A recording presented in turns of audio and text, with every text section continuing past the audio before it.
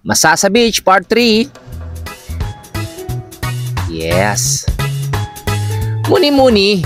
Konting muni-muni sa maaraw na panahon. Yes. Ayan. Nagbababad sila Ermat. Siyempre, hindi mawawala yung mga moment-moment. Katulad nito. Katulad pa nito.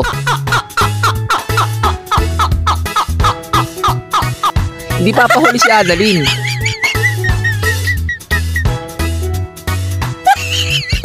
Ayan pa.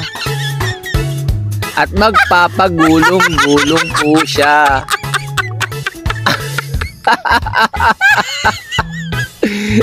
Kita nyo, tuwan-tuwa po siya. Ayan, enjoyin mo ang pagkakataon. Yan.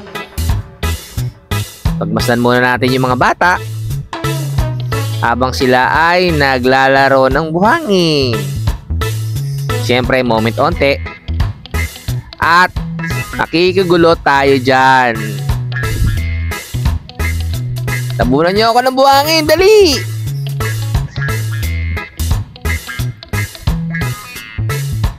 Utusan ng mga bata, magtabunan ako ng buhangin.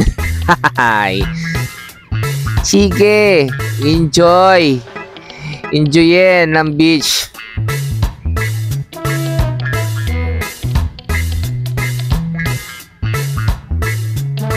Yan, Job, tabunan mo ako.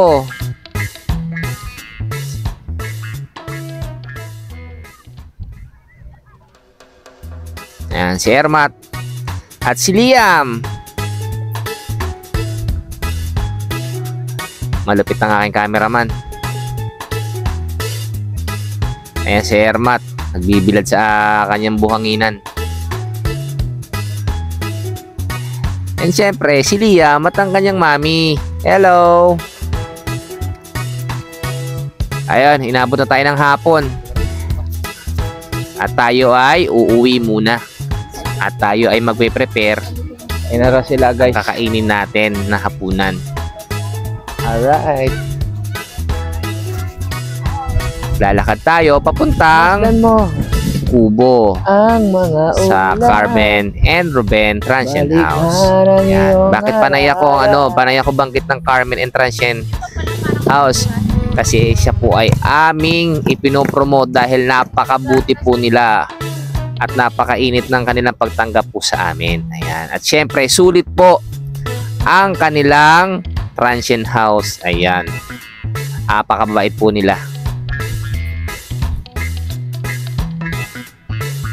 Lakad tayo sa kanilang bukid. Punta sa Kubo. Ayan na. Ang aming stay house. Carmen and Ruben. Ayan. Ang aming napakagandang stay house. Siyempre, hindi papahuli ang kantahan ni Annalyn dyan. Yun na nga. Beach Day 2 sa Masasa. Yan. Siyempre, lakad na tayo papunta uli ng beach. Napakaganda ng ambience dito, guys. Yun, guys. Grabe. Sa beach day 2. Samantalahin na natin ng isang buong araw dyan. Okay, guys.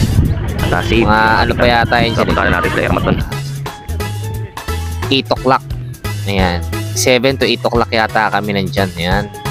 At susulitin na namin ng buong umaga. Magbababad na kami ng husto. Ganda ng paligid, oh. Ang linaw ng tubig, guys. Sa mga gustong pumunta dyan, ayan. Page nila, message nyo lang ang FB page ng Masasa Beach Carmen and Ruben Transient House. Ayan. Worth it, guys. Worth it ang pagpunta dyan, guys.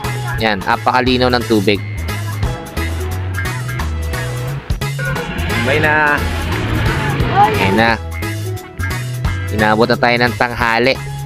At tayo ay aayos na ng mga gamit. At tayo ay uuwi na. Baka tayo maiwan ng vapor. Ayan. Goodbye, Masasa Beach. Hanggang sa muli. Thank you, Masasa Beach.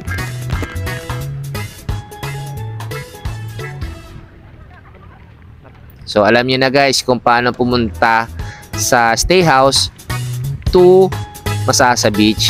Yan. So lakad lang naman ng mga 3 to 5 minutes ang lakaran. Ganyan lang naman kalapit doon sa stay house na tinitigilan po namin. So ayun lang oh. Abot tanaw lang naman yung aming stay house sa beach nila. Diba guys? So ayan na, nakapak na kami at kami ay pupunta na sa fort ng Tingloy Fort. So ayan, maraming salamat. Thank you so much, Carmen Ruben, Transient House, Masasa Beach, Tingloy Island. Ayan, hanggang sa muli. Thank you so much sa inyo.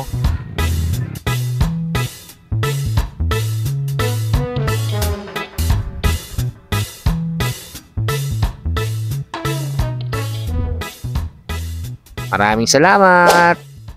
Hanggang sa muli.